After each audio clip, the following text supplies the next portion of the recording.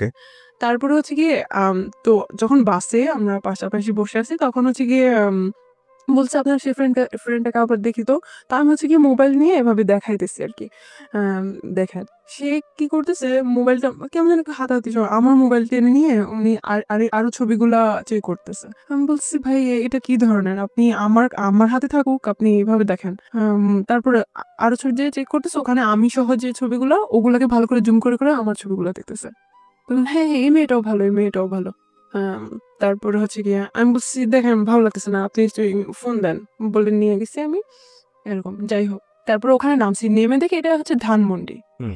Dhanmondi lake. Dhanmondi lake আমি চিনি। জি। ওটাকে রবীন্দ্র সরোবর বলে। আমি আমার মামা আর মামার গার্লফ্রেন্ডের সাথে হুম। ওখানে গেছিলাম। তারপরে হচ্ছে গিয়ে যাতে আমাকে ধানমন্ডি লেকে নিয়ে গেছেন। বলছে, "আপনি জানেন না এটাকে কলাবাগান বলে?" বলছি, "না, আপনি তো আমাকে বলেন নাই।" তারপর আচ্ছা যাই হোক। বলছে, "আচ্ছা ঠিক আছে একটু থাকি তারপর চলে যাবো।" আমি বলছি, "আপনি আমাকে এত দূরে নিয়ে আসছেন, আমাকে এখনই যাইতে হবে।" এরকম আমি ইয়ে করতেছি। তারপর হচ্ছে গিয়ে ওখানে আমরা ১০-১৫ মিনিট বসি। ওখানে যে বসি আমার মুখে মুখোশ দেওয়া ছিল। তো উনি বলছে আমি এরকম মুখ না দেখে কথা বলতে পারি না। উনি খুব কেমন যেন মুখোশ না বলে নেকাব বলি। হ্যাঁ, নিকাব ছিল। হ্যাঁ। মুখোশ সাউন্ড ব্যাড। হুম।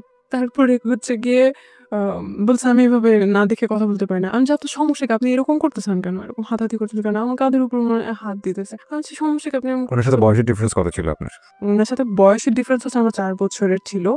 কিন্তু একাডেমিক ভাবে উনার বয়সের আমার সাথে ছিল ৬ বছরের। ওকে। তারপরে হচ্ছে গিয়ে যে ভাই আপনি এরকম করতেছেন কিসের জন্যে? তারপর উনি মনে কিছু বলতে চাচ্ছে কিন্তু কিছুই বলতেছে না। উনার attitude গুলো আমার ভালো লাগতেছে না। হুম। আমি খুব ইয়ে করি। আপনি এখন যাবেন আমার দেরি হয়ে যাইতেছে ফুপু বকা দিবে। তারপরে হচ্ছে গিয়ে উনি একটা সিএনজি নেয়। সিএনজিতে করে আমরা যাচ্ছি। যাওয়ার সময় এখন সিএনজিতে সে আমার হাত ধরে। শক্ত করে ধরে। আমি এখন হাত ছোড়াছুড়ি করতেছি যে আপনি ছাড়েন এমন করতেছেন কেন? আমার ভালো লাগতেছে না। তো বলছে আমার দিকে তাকাও। ওই ফার্স্ট উনি আমাকে তুমি করে বলছে। এর আগে কিন্তু আপনি, আপনি করে বলতো। তারপরে হচ্ছে গিয়ে আমার দিকে তাকাও। বলে হচ্ছে গিয়ে আমার হাত উনার বুকের উপর রেখে বলতেছে কিছুই বলতেছে না। বলতেছে উনার দিকে তাকাইতে। আমি তাকায় দেখি যে উনার চোখ অনেক লাল হয়ে আছে। মানে একটু পানি, পানি হয়ে আছে। সিএনজি ওয়ালা তখন কি করছিল? ড্রাইভ করছিল না পিছনে হ্যাঁ, থেকে? সিএনজি ওয়ালা তো ড্রাইভ করতেছিল। এটা পিছনেই এটা পিছনেই আরকি। তো আমি এটা একটা কথা বলি। আমরা এই সবসময় তৃতীয় পক্ষ অস্বীকার করি। মানে খুব বিশেষ কিছু মোমেন্ট ঘটে যায় আমাদের লাইফে। প্রত্যেকের জীবনে হয়তোবা এই বিষয়গুলো আছে কম বেশি। রিক্সা এবং হচ্ছে সিএনজি। এবং আমরা সবসময় থার্ড পার্টি যে থাকে, যিনি রিক্সা চালাচ্ছেন কিংবা যিনি সিএনজি ড্রাইভ করছেন, তাকে অস্বীকার করি। এবং মনে করি যে ও কিছুই বোঝে না, ও কিছুই জানে না, ও এসবের একেবারেই ইনভলভ না। কিন্তু আমার কাছে মনে হয় যে ও সব বিষয়গুলো খেয়াল করে। তো এটা আসলে এরকম সিনারি আমার প্রিয় দর্শক, জীবনের গল্পের উন্মোচন এখানে উঠে এসেছে, তাই আপনাদের কাছে অনুরোধ করবো যারা এখনো চ্যানেলটি সাবস্ক্রাইব করেননি অতি দ্রুত চ্যানেলটি সাবস্ক্রাইব করে সম্পূর্ণ ভিডিওটি দেখতে থাকুন। কাছে মনে হয় যে ওই যে বলা হয় না, আমরা ছোটবেলায় দেখতাম যে গাড়িতে ওঠার পরে যে চালকের সঙ্গে কথা বলবেন না। কথা কেন বলবো না? কারণ এটা কথা বললে তার কনসেন্ট্রেশন নষ্ট হতে পারে, এটা অ্যাক্সিডেন্ট ঘটে যেতে পারে। তো আমার কাছে কেন জানি মনে হয় এইরকম সিচুয়েশন সিএনজি কিংবা রিক্সাতে ঘটানো এটা কথা বলার চাইতেও ভয়ঙ্কর রকমের দুর্ঘটনার মুখোমুখি আমরা হয়ে যেতে পারি, কারণ তার ফুল কনসেন্ট্রেশনটা তার পিছন দিকে চলে আসে। সো এগুলো না করাটাই বেটার। ওকে, যাই হোক, বলেন তারপর। তারপর হচ্ছে গিয়ে তো আমি বুঝলাম যে আসলে উনি রিলেশন করতে চাচ্ছে বা উনি আমাকে পছন্দ করে এরকম কিছু। বাট উনি কিন্তু এরকম মুখে কিছুই বলে নাই। হুম, শুধু চোখ লাল এটা দেখ। হ্যাঁ, আমি নিজেই সব বুঝে নিছি। এরকম একটা অবস্থা। তা আমি জাস্ট উনাকে একটাই কোয়েশ্চেন করছি যে, "এটা কিভাবে সম্ভব? আপনি কি পাগল হয়ে গেছেন? এটা কিভাবে সম্ভব? আমাকে তো মেরে ফেলবে। সিডর হয়ে যাবে, ঘূর্ণিঝড় হয়ে যাবে হুম। বাসায়।" তারপর বলতেছে, "আমি সবকিছু ম্যানেজ করব।" আমি বলতেছি, "কি ম্যানেজ করবেন আপনি?" বলছে, "আমার ফ্যামিলির কেউ তোমাকে কিছু বলবে না।" কারণ সবাই উনাকে অনেক প্রায়োরিটি দেয়। উনি একমাত্র ছেলে। আচ্ছা, ওভার কনফিডেন্ট। হ্যাঁ। তারপরে হচ্ছে গিয়ে আমি বলছি, "আপনার ফ্যামিলি আপনি রাখেন আপনার কাছে। কিন্তু আমার ফ্যামিলি তো জীবনে মানবে না।" হুম। বলছে, "আমি ওটাও ম্যানেজ করব একদিন।" আচ্ছা। তারপরে হচ্ছে গিয়ে এভাবেই চলতে থাকলো। আমি বাসায় গেলাম। বাসায় গিয়ে আমি চিন্তা করতেছি যে আসলে আমি কি করব? কি করতেছি? উনি কিন্তু দেখতে অতটা সুন্দর না। বাট উনার কথাবার্তা, উনার কথার স্টাইল, হুম। তারপর অনেক যুক্তি সহকারে কথা বলতো। সামহাউ আপনি ওনার পার্সোনালিটি হ্যাঁ, আমার ভালো লাগতো। হ্যাঁ। আমার খুবই ভালো লাগতো। হুম। বাসায় যে আমি চিন্তা করলাম, উনি হয়তো আমার রিলেটিভ। উনি আমাকে ধোঁকা দিবে না। হুম। কারণ আমি ততদিনে বুঝে গেছি ঢাকায় কি হচ্ছে না হচ্ছে। ওকে। রিলেশন মানে কি ভাই কয়েকদিন নিয়ে করে টাইম পাস করে চলে যায় সে হুম। হেন-তেন। আমি বলছি উনি আমাকে হয়তো ধোঁকা দিবে না। উনার কাছে আমার প্রায়োরিটি থাকবে। হুম। ছেড়ে যাবে না। এই তাছাড়া উনার সাথে আমার বয়সে ভালোই ডিফারেন্স আছে। উনি ভালোভাবে এস্টাবলিশ হতে পারবে। হয়তো আমি ভালো থাকবো। এই চিন্তা করে আমি শুরু হইলো রিলেশন। মানে আপনি ওকে করলেন ফাইনালি, যে ঠিক আছে ঠিক আছে আমার দিক থেকে ওকে। তখন আপনি ইন্টার সেকেন্ড ইয়ারে পড়ছেন না ফার্স্ট ইয়ার? তখন হচ্ছে গিয়ে ইন্টারমিডিয়েট শেষ, আমি ভার্সিটিতে ভর্তি হবো আর কি নভেম্বর। মানে অ্যাডমিশন টেস্টের জন্য প্রিপারেশন নিচ্ছেন ওই সময়টাতে? হ্যাঁ, পরের দিনই আমরা ঘুরতে যাই। হুম। তো আমি তখনও বুঝে উঠতে পারি নাই জিনিসটা কি। একটা পাবলিক প্লেসে একটা পার্ক, বাট রাস্তা আর কি ভিতরের দিকে না, রাস্তার দিকে মানুষ যাওয়া আসা করতেছে, হুম। অনেকে জগিং করতেছে এই সেই। ওই জায়গায় সে আমাকে টান দিয়ে ধরে হচ্ছে গিয়ে ফার্স্ট কিস করে। আমি খুব শকড হই, আমি খুবই লজ্জা পাই। আমার হাত পা তখন কাঁপতে থাকে, খুবই অবস্থা খারাপ, কারণ আমি তখনও ভাইয়া ডাকি। আমি 3 মাস পর্যন্ত ভাইয়াই ডাকতেছিলাম। Basically he was super fast এবং আপনার জায়গা থেকে আপনি একদম, হ্যাঁ, আমি premature। খুব মানে শক হই আর কি। যাই হোক, ফার্স্ট থেকে আমি দেখছিলাম উনি খুব অন্যদিকে ইয়ে আর কি। তো আমি ভাবতে, উনি বলতো যে ইন্টেন্স গুলো ভালো লাগতো না। ভালো লাগতো না, হুম। কিন্তু তারপর দিকে আমি চিন্তা করতাম আচ্ছা ঠিক আছে, সে তো আমার বয়ফ্রেন্ড, বা আচ্ছা ঠিক আছে, আমি পরে এটাকে আবার ইজি ভাবে নিতাম। হুম। কিন্তু ফার্স্ট ভালো লাগতো না। পরে তারপরে হচ্ছে গিয়ে কথাবার্তা হয়, সবই ভালো ঠিক আছে। 2 মাস পরই সে না অন্যদিকে কথাবার্তা বলে, অন্য কিছু চায় আর কি। হুম। তো আমি বলতেছি ঠিক আছে, আপনি তাহলে আমাকে বিয়ে করেন। তো বলতেছে যে বিয়ে কি, বিয়ে জিনিসটা কি? আমি বলছি, বিয়ে কি মানে? বলতেছে যে আমি যদি বলি হ্যাঁ, তুমি যদি রাজি থাকো তাহলে এটাই বিয়ে, এটাই ইয়ে। আমি বলছি, এটা কোনো কথা, কোনো লিগেল কিছু নেই। বলছে লিগেল কি, ওটা জাস্ট আ পেপারস। তুমি তোমার বাবা মায়ের কাবিননামা দেখছো কখনো? তার মানে কি তারা লিগেল না? এরকম। তুমি তোমার দাদা দাদির ম্যারেজ সার্টিফিকেট দেখছো? তার মানে ওরা লিগেল না? এরকম উদ্ভট লজিক দিত। তো মাঝে মাঝে আমি খুব বলতাম এগুলো উল্টাপাল্টা লজিক দিতেছেন কিসের জন্য। মাঝে মাঝে ইয়ে করতাম, মাঝে মাঝে ও আমাকে এমন ভাবে বুঝাই দিত যে ওটাই সঠিক, আমি ওটাই বুঝতাম। তারপরে আচ্ছা ঠিক আছে, হইলো কিছু একটা। তারপরে হচ্ছে গিয়ে আমি তখন থেকে ভাবতাম ওকে, সে আমার হাজব্যান্ড। মানে ওর প্রস্তাবে আপনি আলটিমেটলি সামহাউ আমাকে ওভাবে তৈরি করে নিছে। হুম। ওভাবেই আমার মাথার মধ্যে দিছে, তুমি আমার ওয়াইফ, আমি তোমার ইয়ে। আচ্ছা এটাই হচ্ছে গিয়ে বিয়ে। ওকে, সো আপনি এটা এগ্রি করেছেন? হ্যাঁ, কারণ আমাকে এমন ভাবে আমি যখন জিজ্ঞেস করতাম এইটা তাহলে কি, ওইটা তাহলে কি, ও ওভাবে বুঝাই দিত সুন্দর করে। ওকে। একটা 3-4 মাস পরে হচ্ছে গিয়ে ও এগুলা আমার ফ্রেন্ড সার্কেল এগুলা নিয়ে ইয়া করতো। আমি হচ্ছে গিয়ে আমি খুব গল্প পাচ্ছিলাম বলতাম না, আমি হচ্ছে গিয়ে ও খুব কম সময় দিত আমাকে। যদি দিনে 1 মিনিট কথা হইতো আমি ভাবতাম যে অনেক কথা হয়ে গেছে এরকম। হুম। বাট ডাকার সময় যখন দেখা করতাম, ডাকার সময় ওই পর্যন্তই, ওগুলা ঠিক আছে, দেন কোনো কথাবার্তা নাই, শুধু ওই জন্যই ডাকতো, আর কোনো কথাবার্তা নাই। ওকে। বলতো আমি বিজি, আমি অফিসে এসে হ্যান তেন অফিস করতো? অফিস করতো। হ্যাঁ, আমি বিজি এসে হ্যান তেন, আমি পারি না, বসটা থাকে সামনে, কলিগরা থাকে, কথা বলতে পারি না। তার 1 মিনিটও দিনে ইয়ে হইতো না। আমি বলছি সিগারেট খাওয়ার টাইম তো অ্যাটলিস্ট আমার সাথে কথা বলতে পারেন। আমি আপনি করে বলতাম, কখনোই তুমি করে বলি না। অনেক অনেক সম্মান করতাম, যা বলতো তাই বিশ্বাস করতাম যে ওটাই রাইট বলতে। আর মাওলানা, তারপরে হুজুর, এদের বিরুদ্ধে অনেক কথা বলতো। ওদের এইসব জিনিস আমার ভালো লাগে না। এরা এখন নতুন নতুন এইসব রুলস তৈরি করে, ধর্ম ব্যবসা করে, এই সেই এগুলা। কারণ আমি বলতাম ও আচ্ছা হ্যাঁ ঠিক আছে, এমন ভাবে বুঝাই দিত, আমি ওভাবে ইয়ে করতাম। তো আমি একদিন ওকে ইয়ে করতেছি যে আমার একটা ফ্রেন্ড অস্ট্রেলিয়ায় গেছে স্টুডেন্ট বিষয়ে। ও অনেকদিন পর আমাকে ইয়ে করছে, নক করছে, আমি কথা বলতেছিলাম আমার সাথে। তখন থেকেই রিয়াকশন শুরু। তো বলতেছে যে একটা ভদ্র ঘরের মেয়ে কি এরকম করে কথা বলে? তুমি তো একটা এরকম খারাপ, এই সেই। হোয়াটসঅ্যাপ বন্ধ, হোয়াটসঅ্যাপ চালাতাম, হোয়াটসঅ্যাপ বন্ধ। মানে তখন আপনার উপরে কর্তৃত্ব খাটানো শুরু করলো? আল্লাহ, এটা তো হচ্ছে গিয়ে 1 মাস পর থেকেই। হুম। 1 মাস পর থেকেই তো আমি ভাবতাম যে এটা হচ্ছে কারণ হাজবেন্ড তো হাজবেন্ড টাইপ। কারণ মানে আমি ভাবতাম যে হ্যাঁ ঠিক আছে, এটাই মনে হয়, অনেক কেয়ার করে, অনেক লাভ করে। আমি ওটাকে খুব ইজি ভাবে দেখতাম। তারপরে হচ্ছে গিয়ে একদিন এই একদিনে যাওয়ার আগে আমি একটু একটা কথা বলি, সেটা হচ্ছে যে এটা বোধহয় বাই ন্যাচারালি সত্য। অ্যারিস্টোফেনাস নামে খুব বড় একজন ফিলোসফার ছিলেন, আমি যদি ভুল না করে থাকি নামটা। তার একটা লেখাতে পড়েছিলাম যে বেসিক্যালি গার্লস যে কোয়ালিটি, সেই কোয়ালিটিতে কিছু কিছু জিনিস গার্লসদের মধ্যে সেম, মানে মেয়েদের মধ্যে এই জিনিসটা সেম, মোরাললেস। সেটা হচ্ছে দে আর ভেরি মাচ ইমোশনাল এবং আবেগ দিয়ে তাদের পুরো দুনিয়াটা নিয়ে নেওয়া যায়। হ্যাঁ, আপনি যদি মানে আমি এখানে অনেক মেয়েরাই শুনছেন, সে কারণে হয়তো বা শুনে সতর্ক হবেন।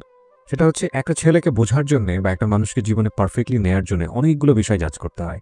তার আগে জীবনের শ্রেষ্ঠ সম্পদটা, যেটা আমাদের রিলিজিয়নে নিষেধ করা হয়েছে, যেটা আমাদের আইনত যায় না, সামাজিকতার জায়গা থেকেও অসামাজিক মনে করা হয়, এই বিষয়গুলো লেনদেনের জায়গাটায় না যাওয়াটাই উত্তম। কেন বলছি যে ছেলেরা, এটা অনেক ছেলেরা আছে খুব ভালো করে এটা জানে যে একটা মেয়েকে পাওয়ার সর্বোচ্চ জায়গাটা হচ্ছে তাকে ইমোশনালি ট্রাই করা। এবং একটা মানুষকে যখন ইমোশনালি উইক করে ফেলা হয় তখন তার সবকিছুই পাওয়া যায়, এবং সেক্ষেত্রে ইমোশনালি তাকে ওই হাজবেন্ড বানানো, ইমোশনালি তাকে লাভ করা, এবং তারপরে তার যেটা হাসিল করা এবং হাসিল করে সেখান থেকে সরে পড়া, এবং এগুলো আসলে আমাদের সমাজে অহরহ হচ্ছে। আর এই স্টোরিটা আসলে কোথায় গিয়ে দাঁড়িয়েছে সেটাও আমরা দেখাবো আপনাদেরকে। আমি আরেকটু বলতে চাই, তবে সেই বলার জায়গাটা ওনার বলার পর। ও সবসময় বুঝে তো ও অনেক রেসপন্সিবল হাজবেন্ড, অনেক, মানে সবকিছুতে আমাকে গাইড করে। আমিও খুব হ্যাপি ও আমাকে গাইড করে। আপনি তাকে মানে হাজবেন্ড বলছেন, মানে আপনি মন থেকে তাকে হাজবেন্ড হিসেবে করে নিয়ে তো জানি ওটাই বিয়ে। আপনি জানেন ওটাই বিয়ে? হ্যাঁ, আমাকে তো ওভাবেই বুঝাইছে। তো আপনি ছোটবেলা থেকে দেখে আসেননি বিয়ে মানে কি? আমি দেখে আসছি, কিন্তু ও তো আমাকে পুরা সব করে দিছে। এখানে একটা বিষয় খেয়াল রাখবেন, যারা এই ভিডিওটা ইউটিউবে দেখবেন এবং একই সাথে যারা রেডিওতে শুনছেন, আমি খুব বিরক্ত বোধ করি একটা জায়গাটাতে। সেটা হলো আমরা সবসময় যিনি গল্পটা বলেন তাকে জাজ করি। আরে ভাই, সে আমাদের সমাজের বিচ্ছিন্ন ঘটনা না। যাকে এখানে নিয়ে আসা হচ্ছে সে বিচ্ছিন্ন ঘটনা না, তার মতো ভুল অনেকেই করেন। তার ভুলটা শুনে, তাকে শুনে, যাতে করে আপনি কোনো ভুল না করেন, আপনার চারপাশে যাতে কোনো ভুল না হয় সেটার দিকে খেয়াল করেন। তাকে গালমন্দ করা, আপনি আপনার জায়গা থেকে অসম্ভব রকমের সাধু একজন পুরুষ নিজেকে ভেবে বা মহিলা নিজেকে ভেবে অন্য একজনকে গালমন্দ করা, এটা কিন্তু আসলে আমাদের অনুষ্ঠানের উদ্দেশ্য না। এটা শুধু আমাদের ইউটিউবে হয় না বা অন্য ফেসবুকে, সব জায়গাতে আমি দেখি যে কোনো একটা কিছু ঘটে গেলেই সঙ্গে সঙ্গে তাকে ডিরেক্টলি গালিগালাজ করা। আরে ভাই, তার ঘটনা থেকে আমি কি শিখলাম, তাই না? এটা হচ্ছে মূল বিষয়। আর ওর বয়সটা খেয়াল করবেন, ও তখন 17-18 বছর বয়সে পড়ে, এবং ইমোশনালি ওর একেবারে ইমোশনালি জীবনের সবচাইতে এক্সট্রিম মোমেন্ট। আরেকটা যেটা, সেটা হচ্ছে ওর জীবনের প্রথম লাভ, এবং মানুষ প্রেমে পড়ে কত কি করে সেটা আসলে নতুন করে বলার কিছু নাই। তবে আজকের এটা একদমই ডিফারেন্ট একটা স্টোরি। তো আমি এরকম একটা জানি, ধর্মীয় জ্ঞান যে আমার খুব ভালো আছে তা না, আমি মোটামুটি পড়েছি, আমারও খুব কনজারভেটিভ একটা পরিবারে বড় হওয়া। আমি যতটুকু জানি যে এরকম একটা হাদিস আছে যে মেয়েদের দিক থেকে বিষয়টা এরকম যে ওই বিয়েই না যদি মেয়ের বাবা সেটাতে রাজি না থাকে, এবং মেয়ের বাবা যদি বিয়েটা না দেয়, ওটা কোনো বিয়ে না। রাসূলুল্লাহ সাল্লাল্লাহু আলাইহি ওয়াসাল্লামের একটা হাদিস, আমি যতদূর জানি। আমার জানার মধ্যে ভুলও হতে পারে। আমি এরকম 2টা হাদিস জানি। হ্যাঁ, তো এটাকে আপনি পরে জেনেছেন না আগে জেনেছেন? আমি পরে পরে জেনেছেন। তো এটা এটা এটা এটা মানে ওই বিয়েই না যদি বাপ জীবিত অবস্থায় থাকে, এবং ওই বিয়েতে বাবার যদি কোনো সম্মতি না থাকে, বাপ যদি না জানে, যতদিন পর্যন্ত না জানবে ততদিন পর্যন্ত ওটা বিয়ে হয়নি। হ্যাঁ, কি ভয়ঙ্কর! মানে এটা বাংলাদেশের অনেকেই জানেন, আমি বলতে আমার গা শিউরে উঠেছে। তো আপনি যদি ধর্ম মানেন তাহলে এটাই সত্য। তো এই জায়গাটা থেকে আমি বলছি না যে আমি যেটা বলছি আপনাকে সেটা আমি খুব ভালোভাবে জানি। আমি এতটুকু জানি, আমি শেয়ার করলাম আপনার সঙ্গে। আপনি চাইলে আরো স্টাডি করে দেখতে পারেন। ওকে, তো আপনি যেটা বলছিলেন যে অ্যাজ এ হাজব্যান্ড হিসেবে এটা করতে ওটা করতে, হ্যাঁ, তারপর? আমি তখন আমি ওকে অনেক ভালোবাসা শুরু করছি, কারণ আমার হাজব্যান্ড। হ্যাঁ। অনেক ভালোবাসতাম, অনেক। ও যদি বলতো যে এখন বাইর হও, কারণ ও অফিস থেকে আসতে আসতে সন্ধ্যা হয়ে যেত। আমি তখন সন্ধ্যার দিকে টিউশনি করতাম, 7টার দিকে। আমার পুকুর বাসার পাশেই। আমি টিউশন করতাম, বেরোয় যেতাম। তো তখন মাঝে মাঝে আমি টিউশনি মিস দিতাম।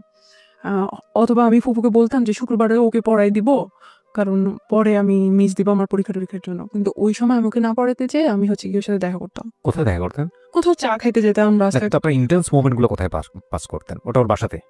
ওর ওর হ্যাঁ, তোর বাসায় আর কেউ ছিল না? ওর বাসায় এমন সময় আমাকে ডাকা হতো যখন কেউ থাকতো না। ওকে, ওটা খুব ব্যাড এক্সপেরিয়েন্স ছিল। আমি যে কিভাবে লুকায় লুকায় যাইতাম, ও আমাকে লুকায় লুকায় ঢুকাইতো। ওটা খুব, আমি মাঝে মাঝে খুব গিল্টি ফিল করতাম যে আমি তো ওর ওয়াইফ, তাহলে আমাকে কেন লুকায় লুকায় যাও। আমি নিজে নিজে এটা চিন্তা করতাম। আচ্ছা, যাই হোক। তারপরে হচ্ছে 1 মাস পর কি হইলো, না 1 মাস পর না, 2-3 মাস পরে একদিন ও ওগুলো জানতো। তো ও নাসিরের ব্যাপারটাও জানলো, তারপরে আমার আরো ছেলে ফ্রেন্ডের ব্যাপারটা জানলো। জানার পরে হচ্ছে গিয়ে ও খুব সিনক্রেট করলো যে কি এগুলা তুই খারাপ, এই সেই এরকম। তো ওয়াইফ সম্পর্কে কয় বছর পরে এটা? 3-4 মাস পরে। 3-4 মাস পরেই? ওকে, 4 তারপর? বছর হয় নাই মনে হয়, 3 মাস পরে। ও একদম রাখবেই না ভাই। আমি ওই দিন কোনো ছেলের জন্য আমি এতটা কান্না করছি, আমার আমার শুধু মনে পড়ে আমি আমার দাদুর মৃত্যুতে এত কান্না করছি। আমি ওর পায়ে ধরে বলতেছিলাম। ও আমাকে ওই দিন না, আমি চেয়ারে বসা ছিলাম, ও হচ্ছে চেয়ারটা ধাক্কা দিছে, যে অনেক ক্রেজি হয়েছিল। আমি চেয়ার থেকে পড়ে গেছি, তারপরও আমি ওর যে পা ধরতেছি, প্লিজ এরকম কিছু করেন না, আমার লাইফটা শেষ হয়ে যাবে। তারপরে উনি কোনোভাবে করে নাই। ওই দিন আমি বাধ্য হয়েছি, আমি চলে আসতে। কি করবো, বলছিস তুই এখান থেকে জানালে আমি তোকে মেরে ফেলবো। তারপর হচ্ছে গিয়ে আমি চলে গেছি বাসায়। আচ্ছা, আমি একটা কথা আপনাকে জিজ্ঞেস করি। একটা যেটা হচ্ছে যে বিয়েটার কথা উনি আপনাকে বলে আপনাকে এই কাজটা করিয়েছে, সেই বিয়েটা নিয়ে আপনার সন্দেহ ছিল বা আপনি হিপনোটাইজ ছিলেন, আমি যে কথাটা যদি মেনেই নেই, তাহলে আপনার ভেতর থেকে কি কখনো এরকম একটা প্রশ্ন আসেনি, প্রচলিত বিয়ে আমাদের যেটা বোঝায় ধর্মীয় রীতি অনুযায়ী, ওই বিয়েটা তুমি যেহেতু করছো তাহলে প্রচলিত বিয়েটাও করে ফেলো, এখানে সমস্যাটা কি? কিন্তু সেটা এখন করব না, কারণ হচ্ছে গিয়ে এটা জানাজানি হয়ে যাবে ফ্যামিলিতে, আমাদের রিলেশন নষ্ট হয়ে যাবে। তোমার এখনো পড়াশোনা তো বাকি আছে। জানাজানি হবে ফ্যামিলিতে যে পরেই যেহেতু করবা, তো বিয়ের পরের যেসব বিষয়গুলো সেগুলো বিয়ের পরে করো, বিয়ের আগে করার দরকারটা কি? বাট সে থাকতে পারতেছে না। থাকতে পারতেছে না, বিষয়টা হচ্ছে actually this is a very simple logic. একটা ছেলে এবং একটা মেয়ে পরিণত বয়সে পাশাপাশি থাকলে যেই ঘটনাগুলো ঘটার কথা, মূল যে জায়গাটায় গিয়ে সবকিছু থামে, যে জায়গাতে গিয়ে আসলে সবকিছু স্ম্যাশড হয়, সেই জায়গাটাই যাওয়ার রাস্তাটাই আসলে হচ্ছে হলো দুজন পাশাপাশি থাকা। এবং এই জন্যই বোধ হয় যে মানে ডিস্টেন্স জিনিসটাকে সাপোর্ট করে অনেকে, যে সম্পর্কের জায়গাটা থেকে ডিস্টেন্স রাখাটা প্রয়োজন। বিয়ের আগ পর্যন্ত যেসব ডিস্টেন্স রাখলে বৈবাহিক পরবর্তী যে সম্পর্কগুলো সেগুলো জীবনে আসে না, সেই ডিস্টেন্সটা রাখা প্রয়োজন। প্রচুর লজিক আছে আসলে, একটু যদি ঠান্ডা মাথায় চিন্তা করেন আজকের এই গল্প। তারপর কি হলো, আপনি মেনে নিলেন এটা? তারপরে আমি চলে গেলাম বাসায়। আর হচ্ছে গিয়ে ওই ১ মাস আমার লাইফের খুব টার্নিং পয়েন্ট ছিল। হ্যাঁ, তখন হচ্ছে গিয়ে আমি যখন ভার্সিটিতে, তখন নতুন নিউ সেমিস্টার। তখন আমাদেরকে মাত্র সি প্রোগ্রামিং শিখাচ্ছে। আমি কিন্তু খুব ভালো স্টুডেন্ট। আমার ভিতরে একটা কম্পিটিশন নিয়ে, আবার যে ওখানে আমাকে ফার্স্ট হইতে হবে, এইরকম একটা মেন্টালিটি নিয়ে আমি ওখানে ভর্তি হইছি। হুম। ওই প্রোগ্রামিং আমার আর শিখা হয় নাই। ওই একটা মাসে অলরেডি ওরা অনেক দূর আগায় গেছে। আমি এখন পর্যন্ত শিখতে পারি মানে না। আপনি আমার ছিলেন মেন্টালি সবচেয়ে deep? ওটা আমার লাইফের সবচেয়ে বেশি ভয়ঙ্কর মানে আফসোস যে আমি সি প্রোগ্রামিং শিখতে পারি না। ওকে। যাই হোক, তারপরে হচ্ছে গিয়ে ওই একটা মাস এমন অবস্থা, আমার খাওয়া দাওয়া তো বাদ। হুম। তারপর শুধুমাত্র একটা বান্ধবী জানতো, যে কিনা আমার ভাবির স্টুডেন্ট ছিল। আচ্ছা। সে জানতো আবার সজীবের কথা। তো বলতো যে ধৈর্য ধরো, হয়তো উনি আসবে, হয়তো উনি আসবে। তারপর আমিও ফোন দেই নাই, ও ফোন দেয় নাই। আমি একদিন হচ্ছে গিয়ে ১ মাস পরে একদিন, ওই ১ মাসে হইতো কি, আমি আল্লাহর কাছে দোয়া করতাম ওর পরে জানি কোনো ছেলে আমার লাইফে না আসে। আমি অন্য ছেলের কাছে যাওয়ার আগে আল্লাহ জানি আমার বডি ডিস্ট্রয় করে দেয়। এ ধরনের দোয়া করতাম আমি। কেন করতেন? আমি চাইতাম না। কারণ যাতে একটা ছেলেই আমার লাইফে থাকুক। আমি চাই না। আমার কাছে এটা খুব ঘৃণা লাগতো নিজের কাছে। আর নিজের আমি এরকম আমাকে অনেক ভালোবাসতাম। হয়তো ভালোবাসা থেকে মনে হতো যে আমি এভাবেই থাকবো। ওকে, তারপর? হয়তো আমি ওকেই ভালোবেসে থাকবো, এরকম মনে হতো। হুম। আমার লাইফ পার করে দিবে এভাবে। তারপরে হচ্ছে গিয়ে ওকে ১ মাস পরে একদিন সকালবেলা আমি সারা রাত ঘুমাইতে পারতাম না। তখন আমি তাহাজ্জুদ নামাজ পড়েও কান্না করতাম ওর জন্য। তো এভাবে আল্লাহর কাছে দোয়া করতাম, হাসব্যান্ড সম্বোধন করে দোয়া করতাম। My goodness. ঠিক আছে? তারপরে হচ্ছে গিয়ে তো রাতের বেলা যে ঘুমাইতে পারতাম না, সকালবেলাটা আমি ঘুমিয়ে থাকতাম। তারপরে হচ্ছে গিয়ে ও আমাকে ফোন দিছিল ৬টা বাজে তখন দেখা করতে। আল্লাহ আসলে একটা কথা বলি, আল্লাহ ক্ষমাশীল এবং আল্লাহ আমাদেরকে ক্ষমা করেন, পাহাড় পরিমাণ গুনাহ করেও ক্ষমা করেন। আজকের এই গল্পটা যারা শুনছি তাদের জায়গা থেকে আমরা আজকে শিক্ষাটা জায়গাটাই নিব। আমি বারবার বলি, ওকে ইন্ডিকেট করাটা আমাদের গল্পের উদ্দেশ্য না, কারণ ও অনেক বড় একটা লেসন নিয়ে এসছে। আর পুরো গল্পটা আপনারা যখন শুনবেন তখন বুঝবেন যে আসলে ভুলের মাত্রাটা কতটুকু। জি, বলেন তারপর? ও যখন আমাকে কল দিছে, আমি পরে ৮টা না ৯টার দিকে উঠে আমি দেখছি, আল্লাহ ভাই, আমি এত খুশি হয়েছি যে আমার লাইফে ও ফিরে আসে। আমি তো এটাই দোয়া করছিলাম যাতে ও ফিরে আসে। আমি এত খুশি হয়ে গেছি, আমি হচ্ছে গিয়ে কিছু না খেয়ে, তখন আমার পেট খারাপ মানে ওই একটা মাস আমার পেট খারাপ ছিল। কারণ আমি খাওয়া দাওয়া ঠিক করে করতাম না। সারাদিন না খাওয়া থাকতাম। রাতের বেলা এসে খাইতাম, আমার পেট খারাপ হয়ে যেত। তো বলতেছে যে উপরে আসো। আমি যে না, নিচে আসেন কথা বলি। বলছে না, উপরে আসো। তো আমি বুঝতে পারছি যে হয়তো আবার স্টার্ট হবে কিছু। আমি এটাই চাইছিলাম। হয় না, হাজব্যান্ড ওয়াইফের মধ্যে কোনো ঝগড়াঝাটি হয়, তারপর আবার ঠিক হয়ে যায়। তারপর গেলাম, তারপরে হচ্ছে গিয়ে বললো যে আচ্ছা, আমি তোমাকে ক্ষমা করে দিছি। আমিও খুশি। তারপরে হচ্ছে গিয়ে আবার স্টার্ট হলো। আবার এর থেকেই শুরু হয়েছে ঝামেলা। স্টার্ট হয়েছে ঠিকই, কিন্তু অনেক ডমিনেট করতে থাকতো। আমি কিছু ঘটনা বলি, এখানে কিছু ঘটনা বলি, তারপরে এটা শেষ করে দিব। সেটা হচ্ছে কি, আমি ইংলিশে কোর্স করতাম রাইটিংয়ে। তো ওখানে হচ্ছে গিয়ে ওদের মধ্যে আমি খুব ভালো পারতাম। তো পরের দিন রেজাল্ট দিল, কিন্তু আমি ওইদিন যাই নাই। ওই দিন রেজাল্ট যেদিন দিছে, ওই দিন হচ্ছে গিয়ে আরেকটা আঙ্কেল ওখানে ইংলিশ শিখতো। হুম। তো উনি বলতেছে যে আজকে আমি সবাইকে কালকে আমি সবাইকে ট্রিট দিব, আইসেন। তো আমি পরের দিনই গেছি। বলছে আপনি তো একটা জিনিস মিস করছেন, গতদিন ছিলেন না, আজকে কিন্তু এই আঙ্কেলটা ট্রিট দিবে, তো আইসেন। ওটা পিঙ্ক সিটিতে। ওকে। তারপরে হচ্ছে গিয়ে আমি ওকে ফোন দিলাম। আমি যে আচ্ছা স্যার, আমি তো হচ্ছে গিয়ে বাসা বলে আসি না, আমি একটু বাসা বলি। তো আমি আমার ফুপুকেও জানালাম, বললাম আচ্ছা ঠিক আছে, যাও খেয়ে টেয়ে আসো। তারপরে ওকেও ফোন দিলাম। যে এরকম এরকম। বলছে আচ্ছা ঠিক আছে, আমি কিন্তু তোমাকে ফোন দিতে পারি, যখনই বলবো তখনই কিন্তু চলে আসতে হবে। তো আমি বলছি আচ্ছা ঠিক আছে, কখন? কারণ ওরা তো 2টার দিকে ম্যাক্সিমাম টাইমে হচ্ছে 2টায় লাঞ্চ থাকে শুক্রবার, জুমা নামাজের পরে 2টার পরে হয়তো লাঞ্চ থাকবে, তো আস্তে আস্তে একটু দেরি হতে পারে। বলছে না কিন্তু বেশি দেরি করা যাবে না, তাড়াতাড়ি করে চলে এসো, আমি কিন্তু তোমার জন্য অপেক্ষা করবো। আচ্ছা ঠিক আছে, তো আমি গেলাম, ওই কিন্তু পারমিশন দিল, ওকে গেলাম। এখন ভাইয়া ওখানে আনফরচুনেটলি একটা বার্থডে পার্টি ছিল, তো ওটার জন্য সিটগুলো খালি ছিল না। ওকে তো আমাদের একটু দেরি হয়ে গেছে। আচ্ছা যাক, যাই হোক, ও খাওয়া পাতে মাত্র শুরু করছি, ওখানে আমার টিচাররা আরো আরো আম, ওই ক্লাসের আরো আপু ভাইয়ারা কয়েকজন বড় বড় ইয়ে ছিল, হুম সবাই খাইতেছি। ওই টাইমে ও আমাকে ফোন দিয়ে দিতেছে। ওই সময় আমি কি খাওয়া পাতে ওখানে রেখে চলে আসবো? মানুষ কি ভাববো? ওরা কি জানে আমার রিলেশন আছে বা এরকম কিছু? আমি বলতেছি আমি আসতেছি, আর একটু সময়। সে কন্টিনিউয়াসলি ফোন দিয়ে যাচ্ছে। তারপর আবার বৃষ্টি শুরু হয়েছে। আমি যে এরকম করতেছি, কোথায় জোড়া করছে ওর বাসায় যেতে বলছে হ্যাঁ, ওকে আমি যে তাড়াহুড়া করতেছি, ও স্যাররা বুঝতে পারতেছে যে তুমি এমন করতেছো কেন, বসো। আরে আমরা যে ও চিন্তা করছে যে হয়তো আমি কিছুক্ষণের সময় ফ্রি পেয়েছি বাসার মধ্যে, সো এতটুকু তুমি যদি ইউজ করে ফেলো তাহলে ফ্রি পাবো। হ্যাঁ ইন্টেন্স গুলো দেখেন আপনারা, এবং এগুলো কিন্তু আমাদের সোসাইটিতে এখন অনেক কমন, খুব কমন স্টোরি। বিশেষ করে মেয়েরা আজকের এই গল্পটা একটু ভালো করে মনোযোগ দিয়ে শোনেন প্লিজ। হ্যাঁ ওকে, তারপর কারণ পরে তো আর সময় পাবে না। ও অনেক সময় ম্যানেজ করছে আমার জন্য। So, এমনিতেই ও কথা বলতে পারে না। হ্যাঁ এমনিতেই কথা বলতে পারে না, 1 মিনিট 2 মিনিট কথা বলে। তারপর হচ্ছে কি, আমি তো অনেক করতেছি ওখান থেকে আসার জন্য, বৃষ্টি হইতেছে। আমি বলছি না স্যার, আমাকে যাইতে হবে বাসায়। বলছে আল্লাহ, এই বৃষ্টি তুমি যাবা কিভাবে? তারও আমি সিএনজি ঠিক করে দিয়েছি। হ্যাঁ। পরে হচ্ছে গিয়ে করতে করতে 5টা বেজে গেছে আমার এখানে আসতে। পরে আমি ওকে ফোন দিতেছি, ও হচ্ছে গিয়ে পিক করতেছে না।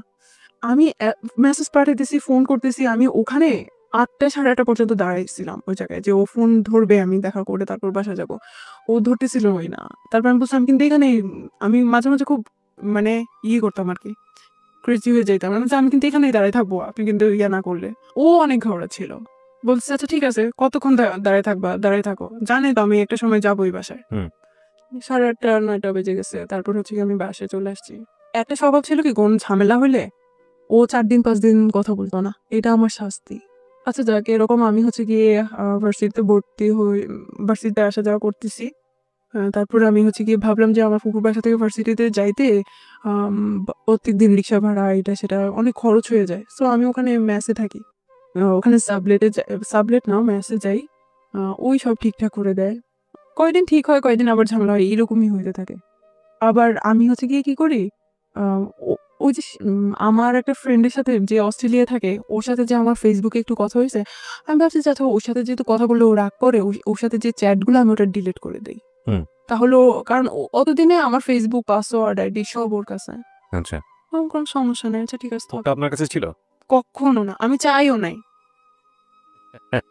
The most common case of our society. মানে আমি বাবারা বলছি, মেয়েরা একটু ভালো করে শোনেন, এবং ইউটিউবে যারা দেখছেন দেখেন, এগুলো আমাদের জীবনে খুব কমন, খুবই কমন ঘটনা আজকাল। কিন্তু এগুলোর পরিণতি ভালো হয় না, এবং খুব আনফর্চুনেটলি এই জিনিসগুলো আমরা বুঝে না বুঝে অতি ভালোবাসা দেখাতে গিয়ে এই জিনিসগুলো করে ফেলি। একটা জিনিস খেয়াল রাখবেন, যেই লাভের রেসপেক্ট নাই, যেই লাভে দুজন দুজনের প্রতি সম্মান নাই, স্যাক্রিফাইস নাই, ফিউচার নিয়ে চিন্তা নাই, শুধুই এই ধরনের অনৈতিক সম্পর্ক যেখানে ঘুরে ফিরে এবং ইন্টারেস্টটা যদি ক্লিয়ারলি বোঝা যায়, তাহলে সেখানে ডুবে থাকা হচ্ছে হলো আফিম খেয়ে যেরকম মানুষ ঘোরের মধ্যে থাকে, বিষয়টা আসলে এরকম। এবং ডেফিনেটলি এটা মেয়েদের জায়গা থেকে খুব বেশি হয়। আফিমটা যতটা পাওয়ারফুল, তার চেয়ে তো কয়েকশো গুণ পাওয়ারফুল বোধ হয় তাদেরকে ইমোশনালি ব্ল্যাকমেইল করলে। ফাইন, ইমোশনালি আপনি তাদেরকে ব্ল্যাকমেইল করেন, they will do anything for you. কিন্তু এটা যে কত ভয়ঙ্কর হয় শেষ পর্যন্ত জীবনে এসে, হ্যাঁ, এবং এটা আসলে বোঝা উচিত। একটা মানুষকে আপনি যদি মনে করেন যে ফাইনালি এই মানুষটা আপনার জীবনের জন্য, তাহলে বিয়ের আগে যে সম্পর্কগুলো এক্সারসাইজ করা উচিত না, সেই সম্পর্কে কোনোভাবেই যাবেন না। এটা বিয়ের পরেরই সম্পর্ক। হ্যাঁ, যদিও আমাদের এই জিনিসগুলো এখন অনেক বেশি ইজি হয়ে গেছে, কমিউনিকেশন অনেক ইজি, ফোনের কারণেই হোক বা যে কোনো কারণেই হোক, এগুলোর পরিণতি কিন্তু ভালো না, একদমই ভালো না। হ্যাঁ, যদি কোনো কারণেই বোঝেন যে আপনার প্রায়োরিটি এই ছেলেটার কাছে একটু কম, বা যাকে আপনি চিন্তা করছেন, আপনার এটা মনে করার কোনো কারণ নাই যে ছেলেটাকে ছাড়া আপনি বাঁচবেন না, বা এই মেয়েটাকে ছাড়া আপনি বাঁচবেন না। কারণ আল্লাহ হয়তো এর চাইতেও ভালো কাউকে না কাউকে আপনার জীবনে রেখেছেন। ডেফিনেটলি যেটা হয় আমাদের জীবনে, আমরা আসলে বুঝি না, আমরা আসলে বুঝতে চাই না, এত বেশি ইমোশনালি থাকি। ইমোশনাল এক ধরনের, এই জন্যই হয়তো কেউ কেউ বলে যে emotion is one kind of drug, খুব পাওয়ারফুল ড্রাগ। মানে ওর মুখের উপর কথা বললে ধর, রাস্তাঘাটে ধর থাপ্পড় মারতো। ওগুলো কিন্তু এমনিতে মানে থাপ্পড় না, খুব জোরে সোরে। আপনি কি মনে করতেন যে হাজবেন্ড মেরেছে এই জায়গাটা জান্নাতে? না, আমি খুব মাঝে মাঝে হইতাম, আমি খুব ব্যথা পাইতাম, আমি কাঁদতাম। তারপরে আবার হয়ে যেতাম। ভালো লাগতো না আমার জিনিসটা। কিন্তু কি করব? আমি তো আমার হাসব্যান্ড, কি করব? না, হাসব্যান্ড হলেই যে গায়ে হাত তুলতে পারো বিষয়টা কিন্তু এরকম না। আমি তো এখন ছুটি পড়ে আপনার লেখাটায় কোনো ফল্ট ছিল কিনা? একটা যেটা হচ্ছে একটা মানুষ হ্যাঁ, খুব আরাম করে মুখের উপর কথা বললে? আমি এখানে একটা কথা বলি সামিয়া, গায়ে হাত তোলার প্রসঙ্গটা কখন আসে? যখন আপনি নিজেও বুঝতে পারছেন যে না, ও যেটা চাচ্ছে সেটা আমি করতে পারছি না। বা ও বুঝতে পারছে যে না, এটা সমাধান হতে হবে না, কিন্তু আল্টিমেটলি পেশি শক্তি এখানে সমাধান। তখন গায়ে হাত তোলা কিন্তু খুব তাড়াতাড়ি চলে আসে না একটা সম্পর্কের মধ্যে। এটা অনেকদিন যাওয়ার পরে গিয়ে এই জিনিসগুলা হয়। সো বোথ সাইড প্রবলেম ছিল ডেফিনিটলি। আপনার জায়গা থেকেও কিছু না কিছু প্রবলেম ছিল। হয়তো আমি মাঝে, মাঝে ঘবড়ানি করতাম। হ্যাঁ, না কিন্তু এখানে আমরা এটা আমাদের অনুষ্ঠানের একটা সীমাবদ্ধতা। যখন কেউ গল্পটা বলতে আসে, সে নিজেকে ওই ফেরেশতার জায়গায় তুলনা করে। মানে আমার কোনো দোষ নাই। না, না, না, হ্যাঁ, অবশ্যই বেশ ডেফিনিটলি কিছু না কিছু ফল্ট আপনার অবশ্যই আছে আপনার জায়গা থেকে, এবং সেই জায়গাটা থেকে আমার মনে হয় অনেক কিছু শেখারও আছে আমাদের। হ্যাঁ, অবশ্যই। হ্যাঁ। আমার ফল্ট গুলাই আমি বলি। আমি হচ্ছে গিয়ে ওই ভিডিও ওই হচ্ছে গিয়ে চ্যাট গুলা সম্পূর্ণ ভিডিওটি দেখার পর আপনার কি মতামত তা অবশ্যই কমেন্টে জানিয়ে দিবেন, কারণ আমরা আপনারা জানেন প্রতিনিয়ত এরকম সকল জীবনের গল্প সম্বন্ধে আমরা তুলে ধরার চেষ্টা করে থাকি আমাদের এই চ্যানেলটিতে এরকম ভিডিও। আমাদের এই ভিডিওটি যদি আপনার একটুও ভালো লাগে, শেয়ার করে অপরকে দেখার সুযোগ করে দিবেন, যাতে জীবন সম্বন্ধে তার জ্ঞান ও অভিজ্ঞতা আরোটুকু বেড়ে যায় এবং মানুষের সাথে চলাফেরা সব জায়গায় সতর্কতামূলক বাণী দেওয়া হয়। এই ভিডিওটি পর্যন্ত ছিল। ভিডিওটি ভালো লাগলে অবশ্যই শেয়ার করবেন আর অবশ্যই সাবস্ক্রাইব করার জন্য সকলকে আমি বিনীতভাবে অনুরোধ করছি। সকলে ভালো থাকুন, সুস্থ থাকুন। আল্লাহ হাফেজ।